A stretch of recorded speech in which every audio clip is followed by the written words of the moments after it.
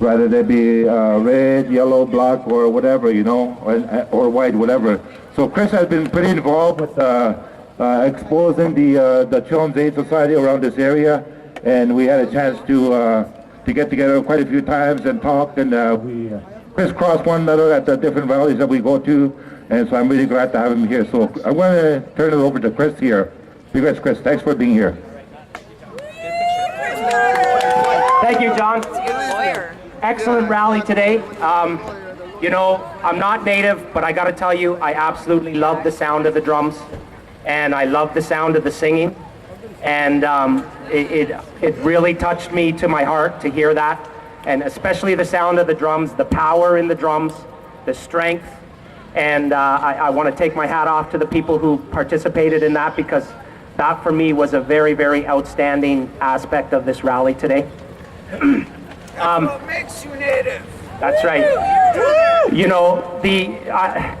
The residential school system, it was ugly and it was dirty and it was illegitimate and invalid and fraudulent right from the start, whenever it started back in the late 1800s there.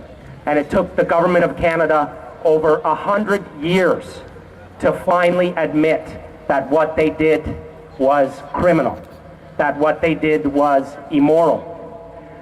The churches have admitted their crimes. Most definitely, they have not admitted all their crimes or the full extent of their crimes. They have paid compensation. The federal government has admitted its crimes and has paid compensation. And I'm sure that there are people here today who would say that it's not been nearly enough.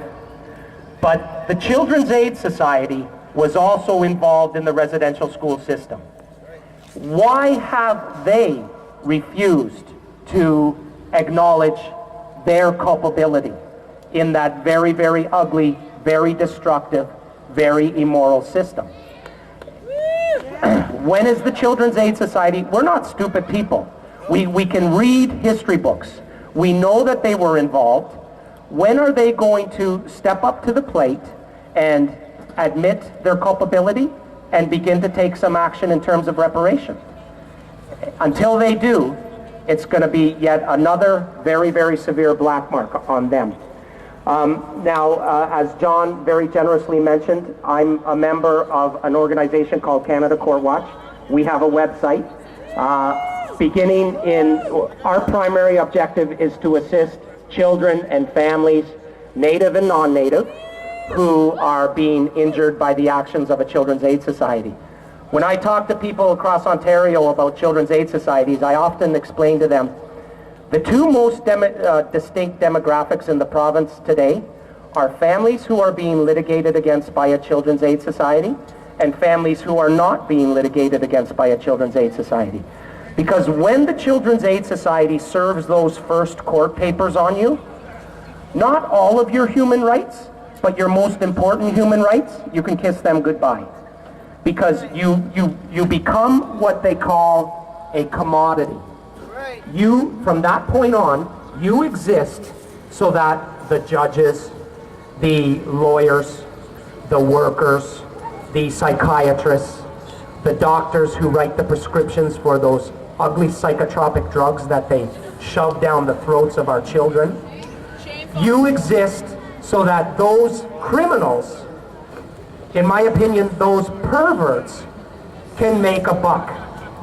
And we don't need the government of Ontario to acknowledge this crime in terms of establishing a public inquiry. We don't need the government of Ontario to admit publicly that this has been happening.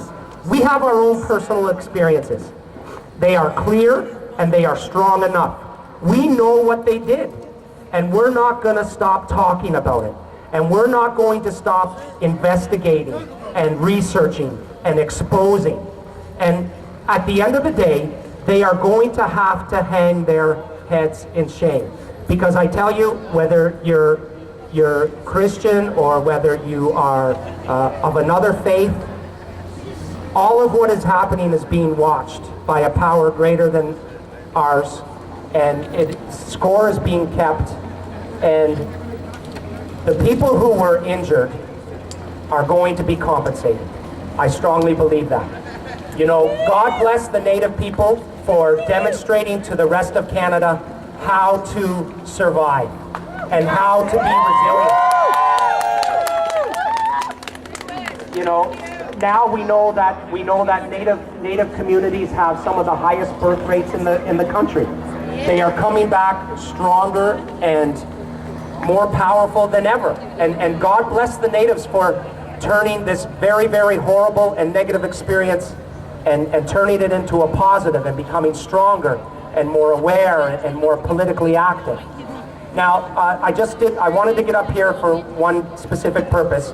Canada Court Watch, specifically the leader of Canada Court Watch, Mr. Vern Beck, in May of this year, he developed what has become a 17-page document. In that document, there are two different forms. There's what's called a non-interference at school form and a no trespass form. The non-interference at school form, I believe it's only 2 pages.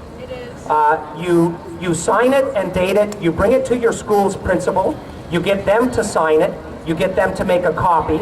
They keep the copy, you keep the original.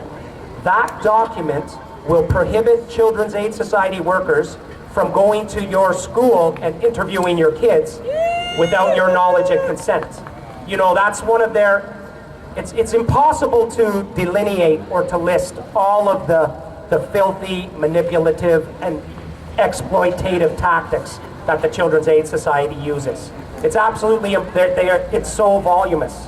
But that's one of the tactics that they use. They go to the school, they basically corner 6, 7-year-old children, and they manipulate them into admitting what they want them to say, or to saying what they want them to say. And this form will prohibit them from doing that. There's also a no trespass order, which you can serve on the Children's Aid Society. And I know that I don't have any right to ask you to do this, but I ask you to, when you serve it to them, give them a nice big smile from me. This document will prohibit the Children's Aid Society from visiting your home unannounced or without your permission. They have to call ahead of time. Okay? So both of the, and it's a 17-page document, so there's an explanation about the legal aspects of the document as well.